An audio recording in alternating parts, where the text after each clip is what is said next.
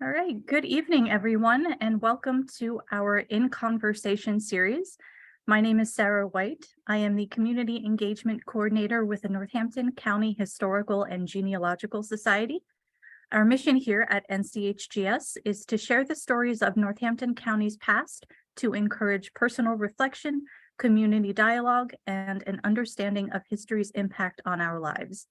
It is our vision that through exploring local history, we will foster a more caring, respectful, and inclusive community. We encourage you to join us and become a member for invitations to opening receptions, free museum admission, and free access to our research library. For more information, please visit www.sigelmuseum.org. Tonight, we are in conversation with Dr. Paul Barclay, Professor of History at Lafayette College and board member with the Historic Easton Cemetery. As an instructor, Dr. Barclay works to ignite, nurture, and sharpen student interest in social, scientific, and humanistic modes of inquiry through the study of East Asian history, world history, and historical methods. Tonight, we will be exploring his research methods in solving some historical mysteries of the Easton Cemetery and learning of the cemetery's many offerings and programs available to the community. We will have a question and answer period following the conversation, so please feel free to use the chat feature at the bottom of your screen to ask any questions. We will respond to as many as time allows tonight. Dr. Barclay, thank you so much for joining us tonight. Can you just start with telling us a little bit about yourself, please?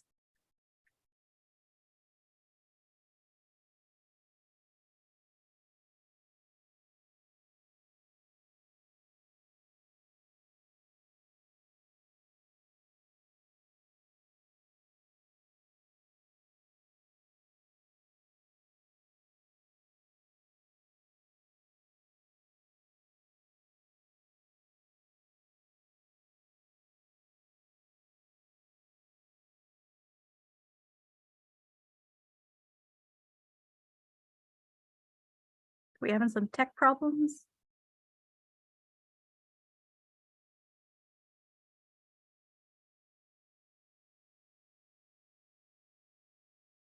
Oh.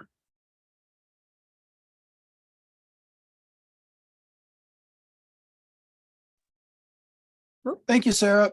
There we go. Had I was banned from unmuting myself by the person that invited me, which is great. I like this kind of jab step. This is good. Now I'm in the zone, and thank you for that stimulating introduction slash challenge. So it's great to be here, and all kidding aside, thanks for having me, Sarah. I love the Genealogical and Historical Society, and it's quite an honor.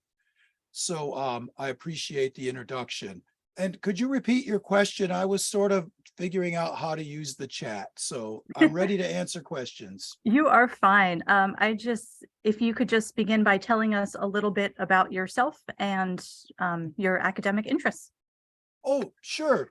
Well, I'm a professor of history at Lafayette College, as you mentioned. I've been there since 1999, so coming on about 25 years of teaching East Asian history, historical methods, world history, a little bit of local history. I've been living in Easton since 1999 with my wife, Naoko, who teaches Japanese language at the college. My daughter is a graduate of Easton Area High School, Go Rovers. She's class of 22, and she's out at Pittsburgh University right now. And let's see, in addition to the cemetery, I'm also involved with an organization called Family Connections of Easton that's based at Paxenosa Elementary. And we help connect families to education, academic excellence, material support, things of that nature. So I love living in Easton, and I'm a history teacher, and I think anything more would be excessive. Was it your interest in history that drew you into the Historic Easton Cemetery, or was it a combination of things? Well, it's mostly out of my work at Lafayette College, but also as a citizen. I got started at Easton Cemetery thanks to Pam Murray, who's a librarian at Lafayette College, and she knows a lot about the cemetery. She helped write the pamphlet that we have about Lafayette luminaries who are buried at the cemetery. And Pam gave a cemetery tour to my history methods class maybe 10 years ago or in that area. And I brought them back several times unsupervised by Pam. And they love coming to the cemetery. And there's so many different things to learn, which we will get into later. And so that was sort of my point of entry into the cemetery. And then I've met board members at the community days and different events at the cemetery. And recently, the chair, Marcia Wolf, asked me to join the board, which I did, I believe, last December. And so I think it's mostly work with the college, but also as a community member, I like to take my family to the cemetery for walks if they can tolerate a history lecture while they're getting some sunshine and things of that nature. Yeah, that's wonderful. Thank you for that. Now, a lot of your work, both in the cemetery, of course, and at Lafayette, focuses on research and historical methods. How have these two fields helped you in your research at the cemetery specifically? Well, that's a really inviting question for a historian, and I try to keep the answer sort of targeted and mercifully short. Okay. I mean, I think that, we could talk about a lot of methodologically interesting things about this cemetery. The heterogeneity or the variety of kinds of data that needs to be wrangled and made orderly and straightened out. Like that presents an intellectual puzzle and a challenge of itself. But we could also talk about what does it mean to recover historical information about people who are quite forgotten in unmarked graves? What does it mean to deal with living descendants of the people you're writing about in a way that respects their privacy and their dignity, while at the same time educating people about the past and not crossing those lines? How do you go to a local historical society and just hang around all of the genealogists and people that are focused on local history and just let topics arise in conversation without trying to be overly directive?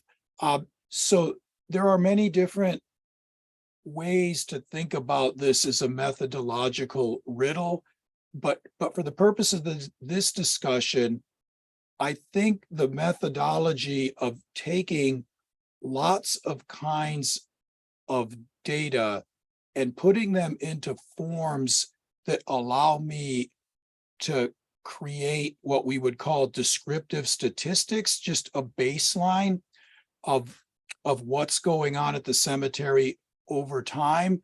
That is where I have used methodology the most. And so if I could, I'm going to share my screen with you all and just walk through a couple of tables and charts that'll illustrate what I mean. Yeah, of course. So I think this will be technically seamless because we rehearsed this a little bit beforehand.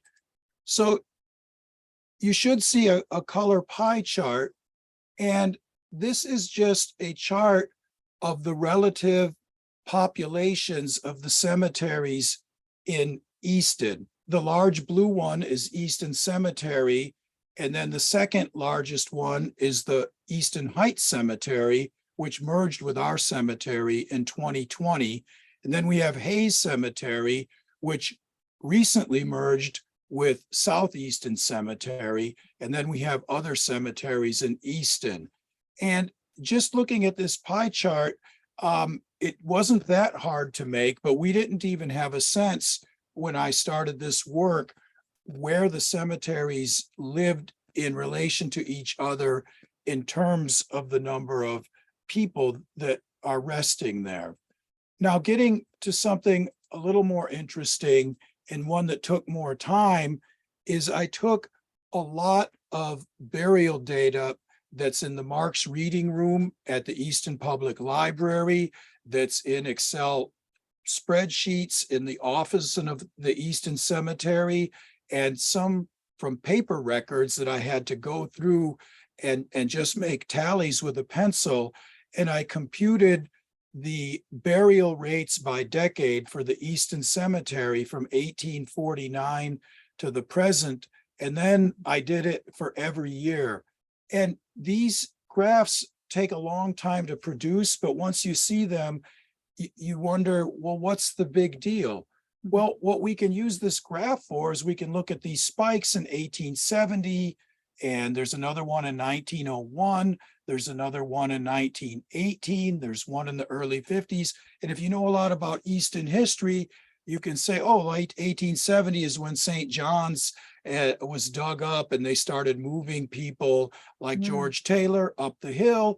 You could look at 1901 and say a different thing about the German Reformed Cemetery, which the cemetery was up by the Easton Library, and that was redesigned. And so those bodies were moved in 1918 as a global pandemic. But without these descriptive statistics and numbers, we don't know what questions to ask about change over time. So having these baseline numbers helps us. And then I did the same thing for Easton Heights, and I noticed that the trend lines are pretty similar. We have a big spike in 1901 for both cemeteries, 1918, and then the trend line from the 1950s to present is downward because people are living longer. Infant mortality is not a factor. People get cremated a lot more these days instead of getting buried, and people move around a lot. They don't often or as often get buried in the place where they're born. So we have a lot of secular or constant trends going downwards. Another thing I was able to do by trying to impose a kind of intellectual order on the data is I was able to perform a census of all of the different sections of the cemetery. So all of these numbers that you see on this color-coded map that I built, it shows the populations of each section. So if I go to single grave A here, I see that there are 2,248 people buried in this small polygon, and there are only 2,100 buried in all of section H. Well, section H is an old section full of large obelisks and really sort of almost gorgeous plots built by upper class Estonians to commemorate themselves. And single grave A are many unmarked graves, and some of the people are buried 3 deep. That's interesting, and we can ask questions about why those places are different and how they're different. And another thing I did was I just built a map that shows how the different sections of the cemetery emerged in historical time. We have an old cemetery in green, and in different decades, we've added different sections. So from a methodological point of view, then, I think the most interesting thing to me has been to take many different forms of data from old books, from spreadsheets, and from actually handwritten records and from monuments themselves, and to try to organize this information in such a way that I can make these summary visual representations of what we have here, and then use that to ask questions about the cemetery, which is a lot different than saying, geez, I wonder what George Taylor was like. Let me go online. You know, that's valid too, but that's a different kind of history. I think it's neat especially from a social history perspective, that the cemetery is in a sense a microcosm of what is happening throughout Easton, through Northampton County.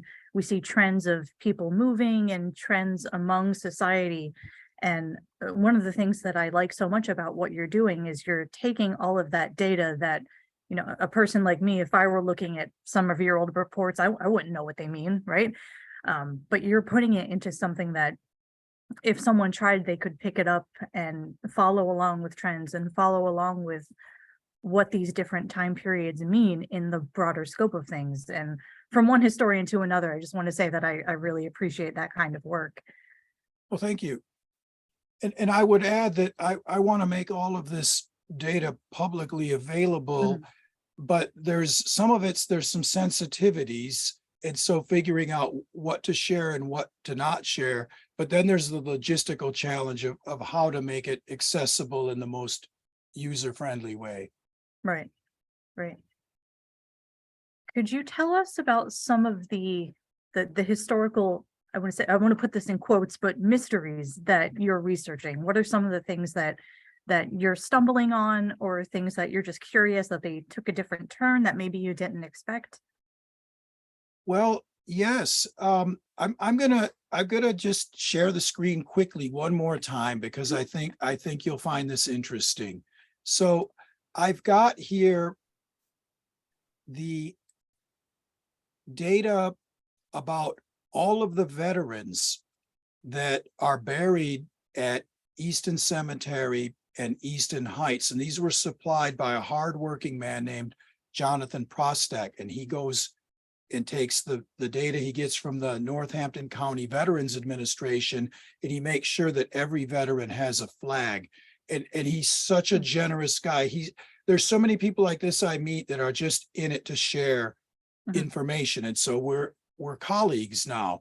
So he provided me kindly with his data, and then I put it in kind of my sort of format, trying to disaggregate columns that he had put together and to standardize the form. And then I started asking what percentage from each war do we have in the cemetery? And, we only have 11 Revolutionary War veterans, but when you think about it, that's kind of a lot for a cemetery that opened in 1849. Oh, wow. And unsurprisingly, a lot of this has to do with the antiquity of the war, but the size of the war. So one of the interesting questions that's arisen for me with the cemetery, and this is very emotional and it's a little bit politically charged, but I think we're all curious people here, is how do we think about the commemoration of war and veterans, which intersects with our own family lives, while doing it in a thoughtful way that isn't just sort of a blanket endorsement of the wars that are represented. I mean, you have the Philippines insurrection, for example, which contributed to our cemetery population. That wasn't a war that probably anybody would call a proud moment in US history, and it's important and it's fascinating. And so I've been thinking about ways to study the commemoration of veterans and think about how that's different than the commemoration of war, in partnership with Jonathan and other people. And that's been, I think, really tricky because of the way we do commemorate these things as a society. Other interesting riddles or mysteries.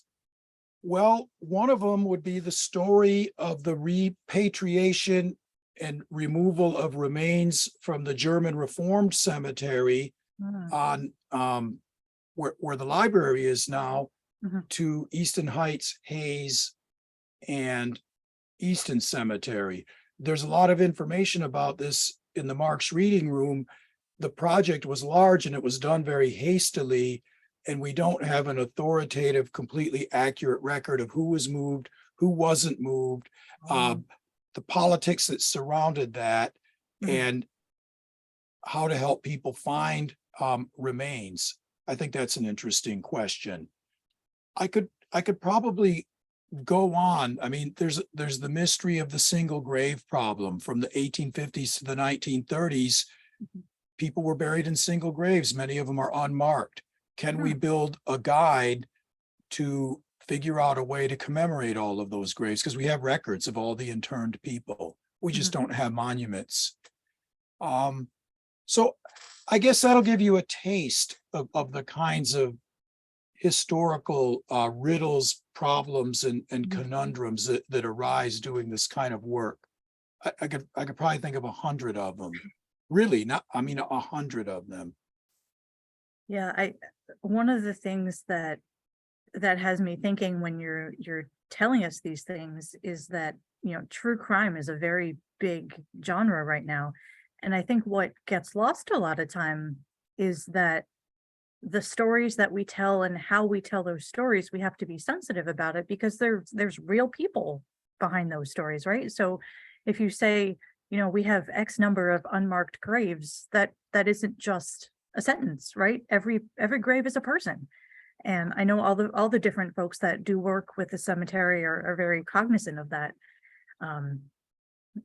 But also as a board member specifically of the cemetery, besides the very obvious that, you're working with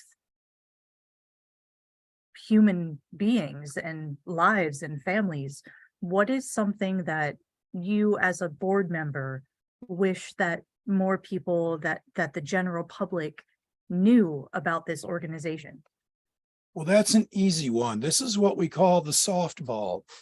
And I want people to know that the Easton Historic Cemetery, which merged with the Easton Heights Cemetery, is not a public park. It's not run by the city or your tax dollars. So we go there, we listen to birds sing, we enjoy beautiful trees, a mowed landscape, sculptural art that is just beautiful to behold. It's this nice quiet green space. People bring their dogs, they go alone. You can see people jogging, and we have events there.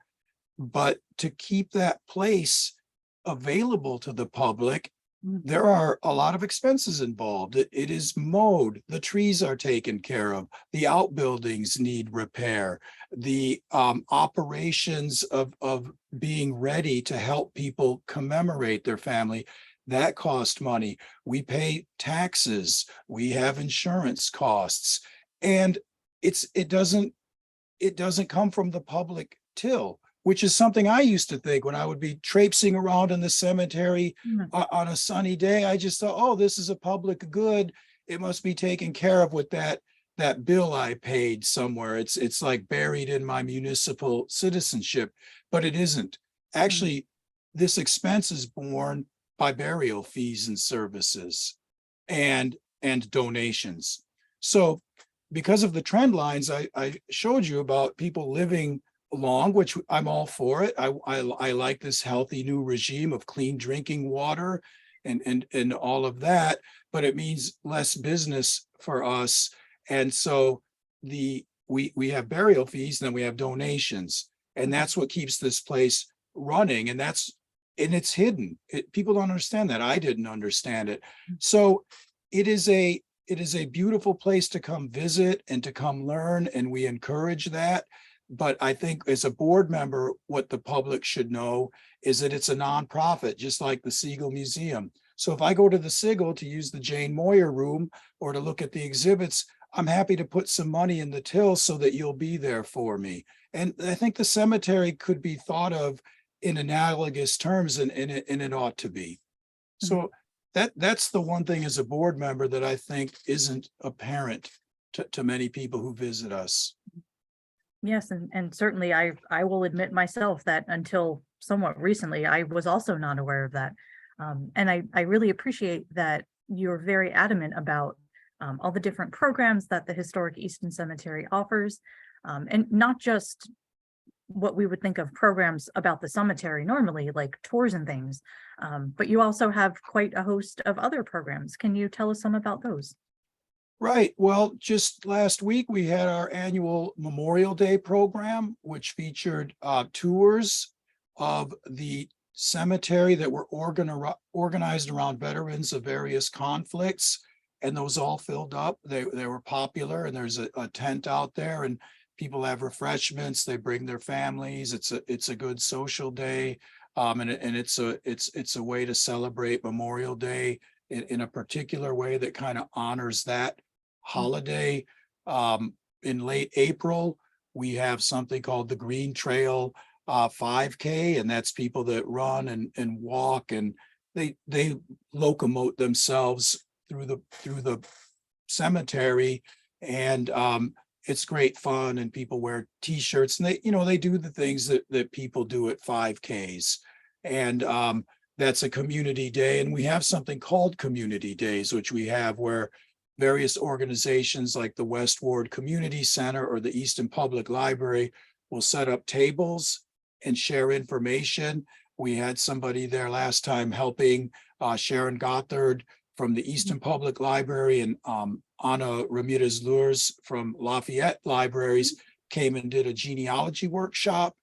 And then there was a food vendor there, and there were different people informing the public.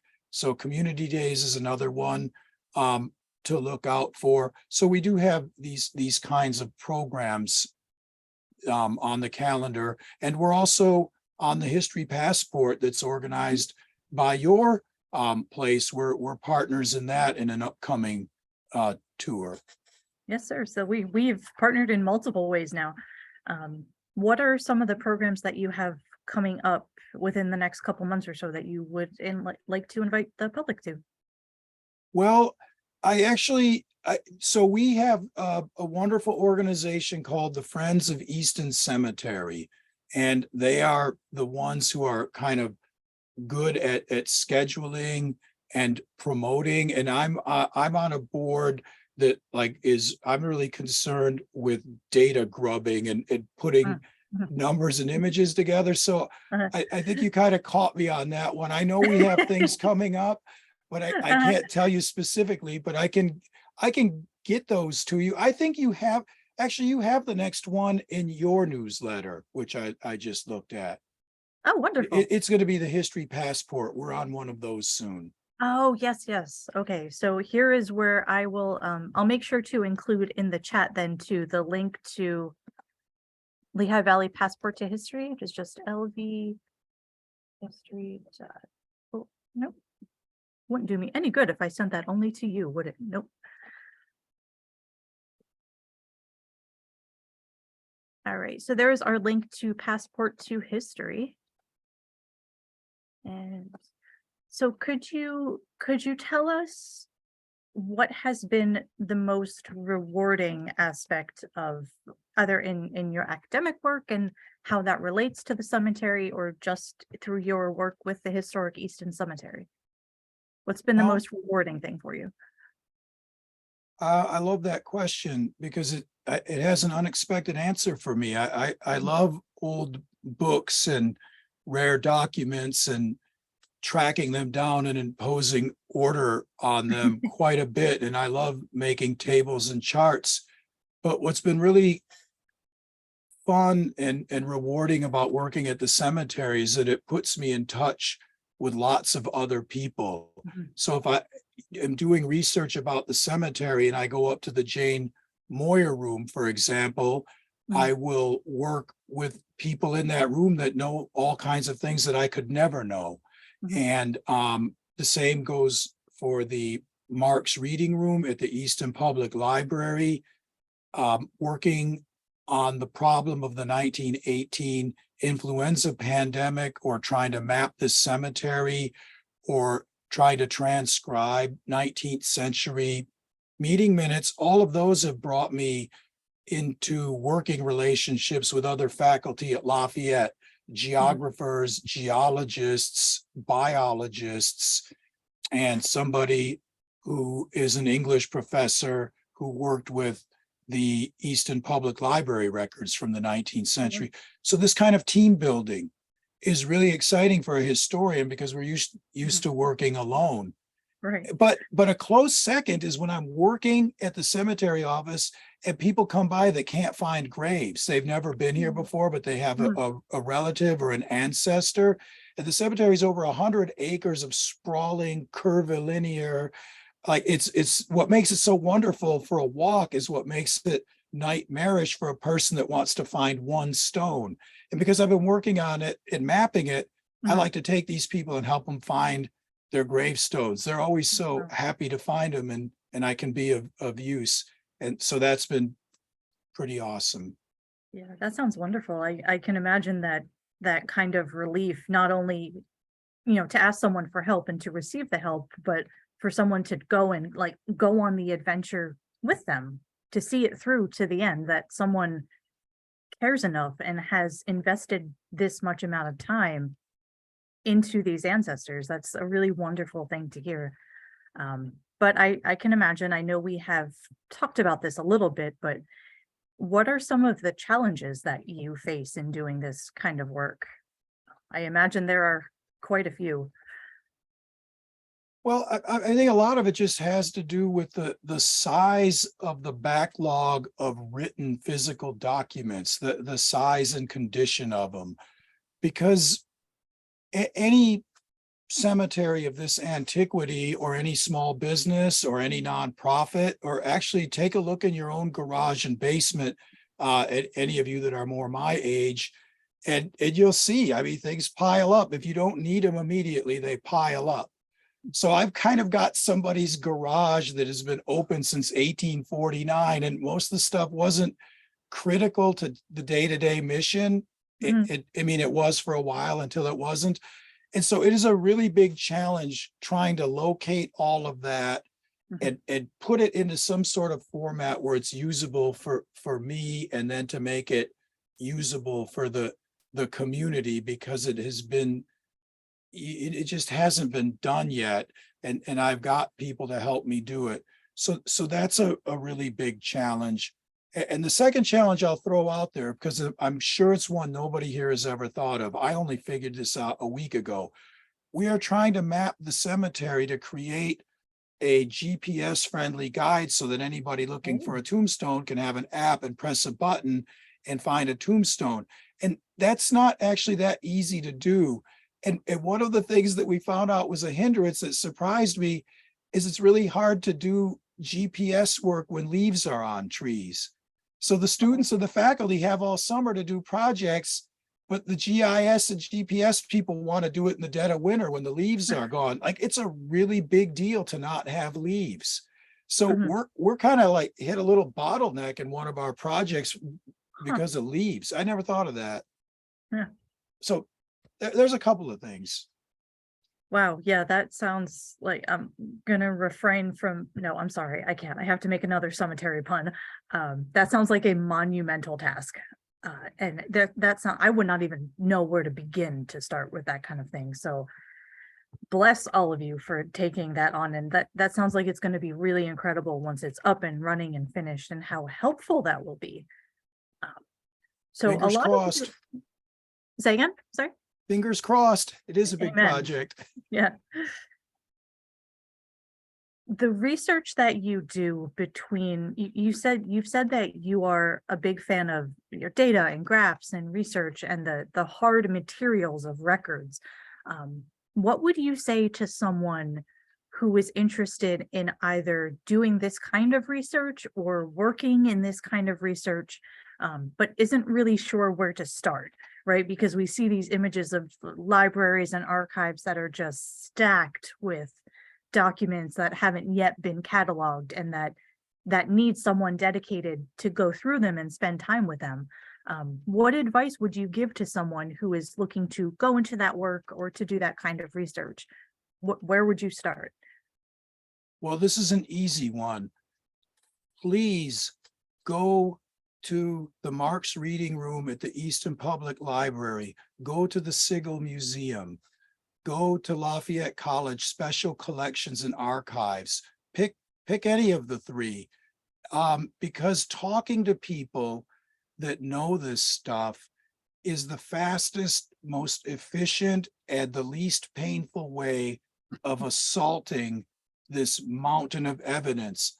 I think we have been tricked into thinking that Googling and search boxes Mhm. is a way to get to things, but I'd say a couple of things about that. And I'm also part of that. So I'm part of that. I'm not judging.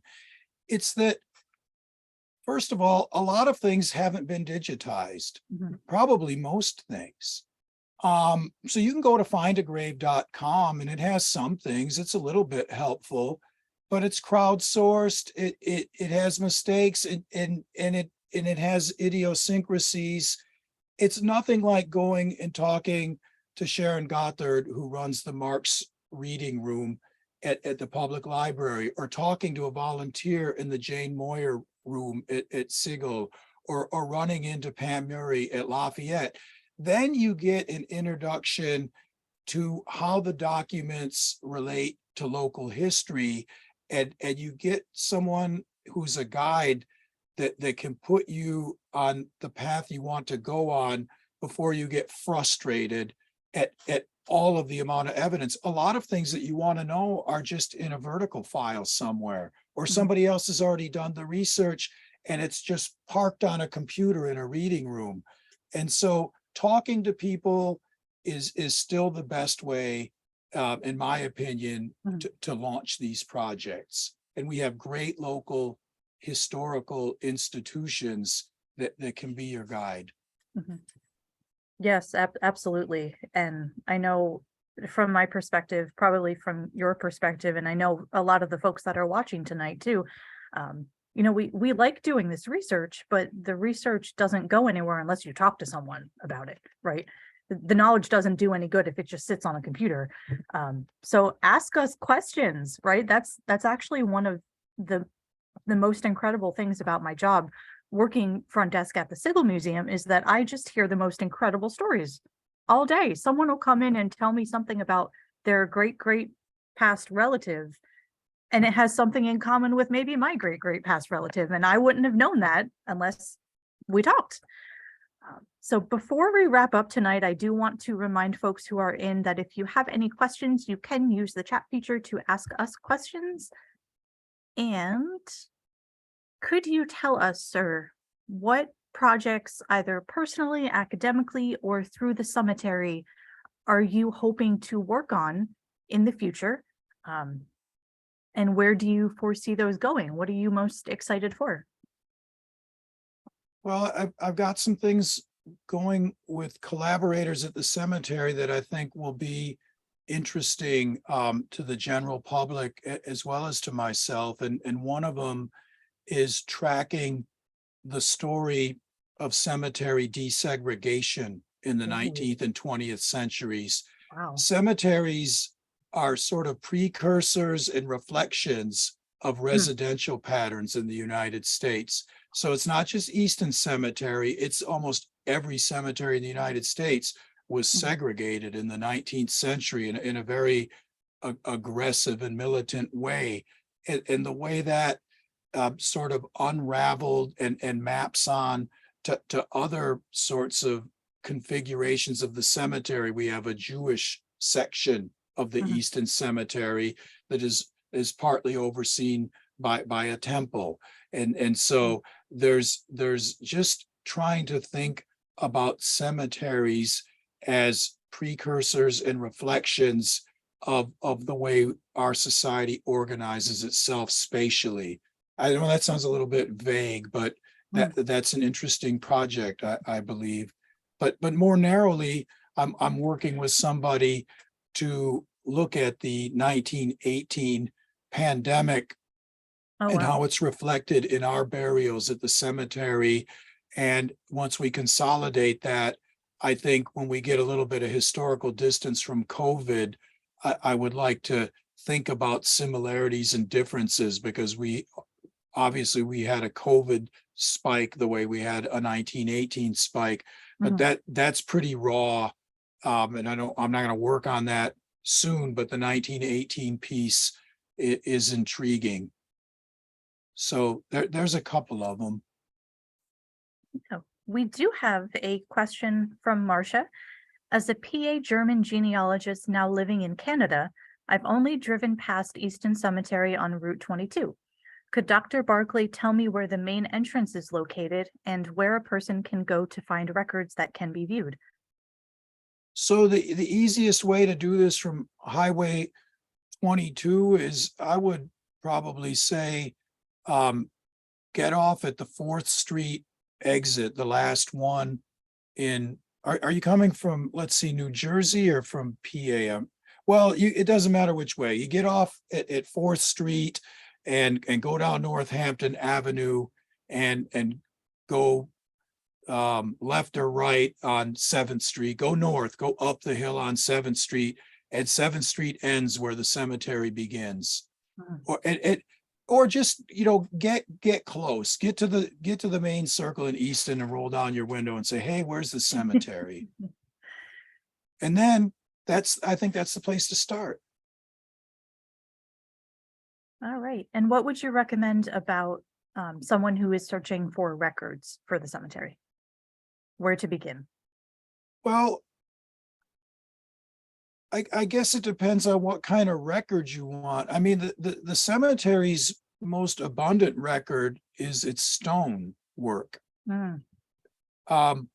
We have index cards with dates of burial and a little bit of vital information, but we don't have big reams of data on individual people. If you're doing genealogical work, oddly enough, I think your first stop is ancestry.com, which has improved a lot over the last 5 years. It's proprietary and they'll want some money for it, but they're pretty good. The cemetery has an amazing database in its sculptural art, and we do have odds and ends. There's some interesting data in the cemetery office, but it's not really like an archive exactly, unless you're interested in the cemetery business or the public use of space. If you're researching your own family, I'm not sure how much you would get there. We have some things. Can you talk and a nothing little... on and nothing online, unfortunately, yet. Oh. Go ahead. I'm sorry. Sorry, no. Well, we know that struggle here as well, just trying to digitize just the vast amount of archival research that we have. It's an ongoing project. So could you talk a little bit about the reburials from the German cemetery where the library is now? Yes. So in about 1900, the city of Easton was awarded a grant from Andrew Carnegie to have a new library built. And Carnegie's secretary, not Carnegie himself, corresponded with the city administration and with the current library, and they signed the contract. And Carnegie was a sort of, I've got the plan.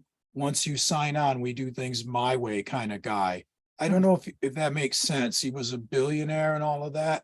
And so he thought that way. And so they needed a certain amount of room to build that new library, the one we use now. And so they had to take what used to be called the 6th Street Cemetery, or German Reformed, and they had to move those bodies. So they put out a call for relatives in the newspaper and said, hey, if your relatives are buried here, you got to get them out. You got to mark them and tell us where you want them to go. And some went to the Heights, some went to Easton Cemetery, some went to Hayes, and the ones that weren't claimed just kind of got bundled up and they're still encased. And so they're underneath it. They're somewhere in the library and encased in concrete. Like, they're not, I don't know, they're assorted remnants. And so a lot of them were moved, and they were moved quickly. They brought out a big team of diggers, and there's a lot of correspondence in the library archives and in the local newspapers, the microfilms, about the kind of controversies that went on. Did they notify enough people? Did they wait long enough? Did they handle the remains respectfully? And who gave them the right to do this anyway? That kind of thing. So the outlines of the story is, we got a new library funded by Carnegie that's beautiful, and it was useful, and it was a public good. And like all of these things, like when Highway 22 came through, to get something, you give something up. And so that's in broad strokes, I think, the story of that, with 100 little dramas about people's personal family histories intersecting with that kind of almost eminent domain story. Yeah, and there's certainly a lot to unpack there as well. Yeah, so if we have any other questions, please get them in. Otherwise, I would like to invite all of you. I did add some links into the chat, including farther up our passport to history, Lehigh Valley, lvhistory.org is Lehigh Valley Passport to History. At this point, I believe it's over 50 nonprofits and other community organizations. I also included the Sigel Museum's link to our Jane S. Moyer Library and Archival Collection. So feel free to send an email to the library if you're looking for particularly what we have here is family genealogy records. I also included the link to the Historic Easton Cemetery as well as the Marks Room at Easton Public Library. Thank you for everyone's nice comments. This is lovely. And I do want to reiterate too, this is being recorded. It will be available on our YouTube channel. It will take a couple of days for the captions to auto-generate, but we will have closed captioning for accessibility as well. And I will send out an email once everything is set to everyone who did sign up so that you have the YouTube link. You can share that as well. So if that is it for the evening, anything you would like to end with, sir, before we close out? Well, I think that the Sigel Museum and the Historical and Genealogical Society is a real local treasure, and you all have done a very good job of making it a space of inquiry for people at all levels of background in history and of varied interests. And you're telling a more inclusive story to get working class people into the mix and people of all sorts of heritage backgrounds. So I'm just really pleased to be associated, and I'm a member of that. And I guess in closing, come by and visit the Historic Easton Cemetery as well. And if you do like what you see and you use the place, try to help us out if you can. Yes, I can say the exact same thing about you as well, sir. I know we've met before at some NCHGS events, and I know we'll run into each other probably shortly again. So thank you to all of you who continue to support NCHGS, and I encourage you to support the Historic Easton Cemetery just as much. Marcia asked, actually, is there a place to donate to the Easton Cemetery? Yes, there is. That link will be your passport to helping us that Sarah just put up in the chat. And if you're not familiar with the chat function, which is often maddening, just go to Historic Easton Cemetery.org and we have a donate button or come on by. Thank you, sir, and thank you to everyone. I hope you visit sigelmuseum.org. We do have quite a full listing of events coming up for the summer. We welcome you to join us in membership as well. You always get free museum admission, free access to our research library, and certain free admission to special events and programs. And if you are on sigelmuseum.org, it is not nearly as complete as we would like. We are getting there, but we do have some of our online collections and databases up for view through the website. So I just want to thank everyone again so much for being here with us tonight. Hope you all have a wonderful night, and I will email this out again once everything is captioned and set. All right. Thank you so much, everyone. Hope you have a lovely evening.